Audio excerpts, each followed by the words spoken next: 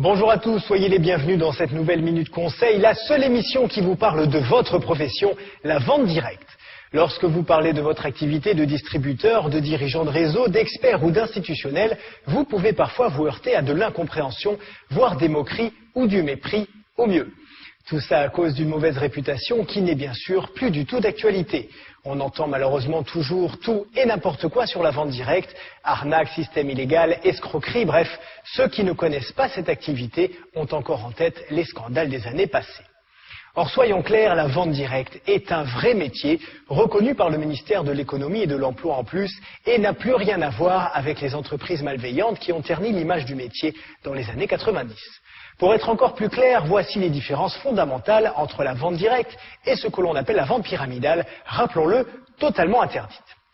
Dans la vente pyramidale, il n'y a pas de produit à vendre comme annoncé.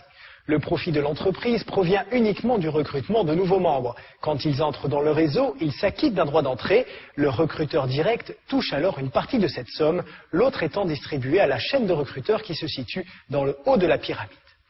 La vente directe, c'est bien sûr totalement différent. L'activité est basée sur la vente d'un produit ou d'un service et non sur le recrutement de nouveaux vendeurs. Voilà déjà une différence fondamentale. L'investissement ensuite. Il y a toujours un investissement pour un nouveau distributeur, mais normalement, il ne dépasse pas 300 €. Il correspond au matériel nécessaire pour commencer son activité et à un petit stock de produits pour amorcer ses premières ventes. Contrairement à la vente pyramidale, où ce ne sont que ceux qui sont au sommet qui gagnent de l'argent, la vente directe offre les mêmes chances à chacun. Il n'est d'ailleurs pas rare qu'un vendeur débutant motivé gagne plus qu'un de ses parrains, qui a pourtant plus d'ancienneté dans le réseau. Et elle est là, la beauté de ce métier. Enfin, si vous voulez être sûr d'opérer le bon choix, renseignez-vous auprès de la Fédération de la vente directe. Les entreprises qui y sont adhérentes sont clean à 100%. En résumé, pour ne pas vous faire avoir, il suffit simplement de faire des recherches approfondies sur la société cible et de ne pas se laisser immédiatement séduire par l'appât du gain.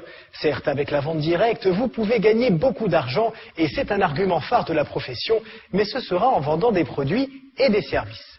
Voilà, c'est la fin de cette Minute Conseil. Bon succès à tous et à bientôt.